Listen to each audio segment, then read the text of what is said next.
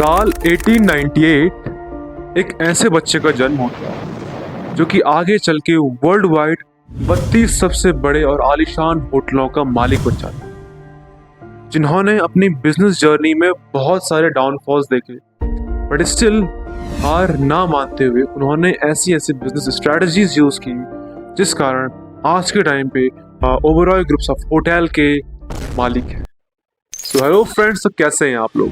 So I am talking about the founder of Oberoi groups of hotel, Mohan Singh Oberoi, जिन्हें कि father of hotel industry भी कहा जाता है।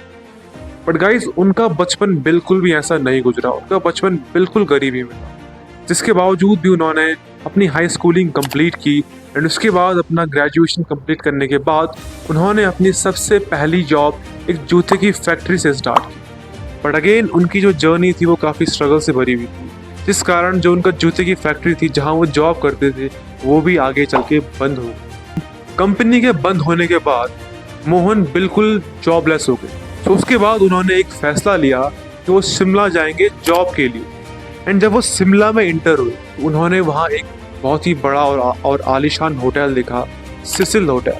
सो उन्होंने उधर ही पे अपना फैसला बना दिया कि जॉब करूँगा तो इसी होटल में। एंड किसको पता था कि जो बंदा उस होटल में जॉब करने के सपने देख रहा है वही आगे चल के उस होटल का मालिक बनने वाला।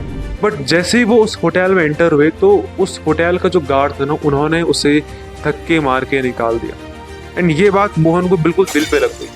इसके बाद उन्होंने फैसला कर दिया कि अब तो कैसे भी करके जॉब लूँगा इस होटल में।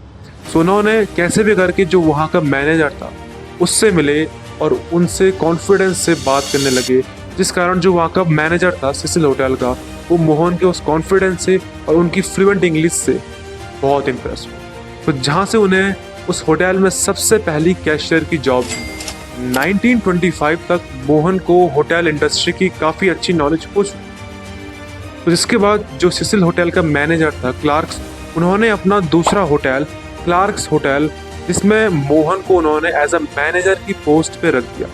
इसके बाद मोहन उस होटल को, क्लार्क्स होटल को अच्छे से मैनेज करने लगे। एंड गाइस, यहाँ पे आता है पहला ट्विस्ट, क्योंकि उस समय तक जो क्लार्क्स था उसकी वाइफ की तबीयत काफ़ी ख़राब होने बैठ गई, जिस कारण वो अपनी वाइफ के लिए इंग्लैंड चले गए। एंड वहाँ उन्होंने ये फैसला लिया कि वो अपना क्लार्क्स होटल 20,000 रुपये में बेच दें। एंड जैसे ये इन्फॉर्मेशन मोहन के पास आई, उन्होंने कैसे भी करके 20,000 रुपये जुटाए, चाहे लोन से चाहे उधार लेके, और उन्होंने वो होटल कैसे भी करके खरीद लिया और अब वो उस होटल के मालिक बन चुके। एंड उनके बढ़ते बिजनेस के साथ साथ उनका माइंडसेट भी बढ़ते जा रहा। सो उन्होंने ये फैसला लिया कि अब मैं अपने बिजनेस को सिर्फ इसी होटल तक सीमित नहीं रखूँगा। उन्होंने अपने बिजनेस को फैलाने का सोचा। एंड वहाँ पे उन्हें एक खबर आई कि कलकत्ता में एक बहुत ही बड़ा होटल है जो कि काफ़ी लीज पे बिक रहा है, जो कि था द ग्रैंड होटल, पर उसकी हालत काफ़ी ज़्यादा ख़राब थी। सो मोहन ने फिर एक लोन लिया और उस होटल को भी खरीद लिया। एंड जैसे ही मोहन ने उस होटल को खरीदा तो उस पर रिनोवेशन का काम स्टार्ट कर दिया। एंड उस होटल को जो बंद पड़ा हुआ था अगेन से उसे काफ़ी अच्छे से मैनेज करके चलाने लगे। पर अगेन गाइस, मोहन ने एक और प्रॉब्लम फेस की। तो जब उनके दोनों होटल काफ़ी अच्छे से चलने लगे थे, सो आगे चल के एक प्रॉब्लम आ गई और वो था वर्ल्ड वॉर 2। बट उस टाइम तक कलकत्ता ब्रिटिश आर्मी के लिए एक बेस कैंप जैसा बन चुका था, जिस कारण मोहन को अपना होटल, ग्रैंड होटल जो कलकत्ता का था, वो गवर्नमेंट को बेचना तक पड़ सकता था। सो मोहन को यहाँ पे चिंता होने लगी कि भाई मैंने इतनी मुश्किल से इन होटल्स को मैनेज किया और एट द एंड मुझे इन्हें बेचना पड़े, ये तो नहीं हो सकता।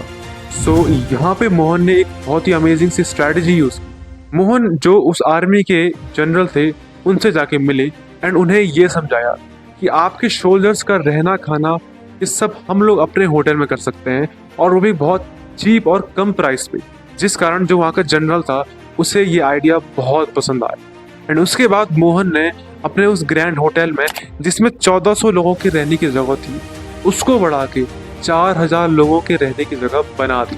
एंड वर्ल्ड वॉर 2 के ख़त्म होने के बाद मोहन का जो वो द ग्रैंड होटल था वो अगेन से नॉर्मली चलने लगा और उन्होंने अपने उस होटल को काफ़ी अच्छे से, और आगे चल के मोहन ने इंडिया के 8 सबसे बड़े और लग्जरियस होटल्स को भी खरीद लिया, जिसमें शिमला का सिसिल होटल भी शामिल था। एंड गाइस, यहाँ पे आता है दूसरा ट्विस्ट। सो अब तक मोहन के पास टोटल 10 लग्जरियस होटल हो चुके एंड वो उन्हें काफ़ी अच्छे से मैनेज भी कर पा रहे, बट स्टिल मोहन को ये लगता था कि जो हमारे होटल्स है ना, वो इंटरनेशनल होटल्स के अकॉर्डिंग अभी काफ़ी ज़्यादा अपग्रेड करने बाकी। सो 1952 में मोहन ने एक वर्ल्ड टूर प्लान किया, जिसमें उन्होंने बहुत सारे लग्जूरियस होटल्स में स्टे किया एंड उन होटल्स को ऑब्जर्व किया कि इनमें एक्चुअल में क्या कुछ नया और क्या कुछ बेहतर है। एंड जब उन्होंने उस चीज़ को ऑब्जर्व किया एंड जब वो अपने इंडिया आए, तो उन्होंने उस हिसाब से अपने होटल्स को अपग्रेड करना स्टार्ट कर दिया। एंड उसके बाद उन्होंने अगेन इंडिया के जो बड़े बड़े पैलेसेस थे, जहाँ पहले राजा महाराजा रहा करते थे, उन्होंने उन्हें भी खरीद लिया एंड वहाँ भी अच्छे अच्छे पैलेस होटल्स बनाना स्टार्ट कर दिया। आज के टाइम पे उनके पास जो ओबेरॉय ग्रुप्स ऑफ होटल्स है, इनके पास टोटल 32 से भी ज़्यादा लग्जरियस होटल्स हैं। सो 1970 तक तो इनका बिजनेस काफ़ी अच्छे से चल रहा, बट लेकिन उसके बाद इनका एक बहुत ही बड़ा कॉम्पिटिटर अराइज हो गया एंड जो कि था टाटा का ताज होटल।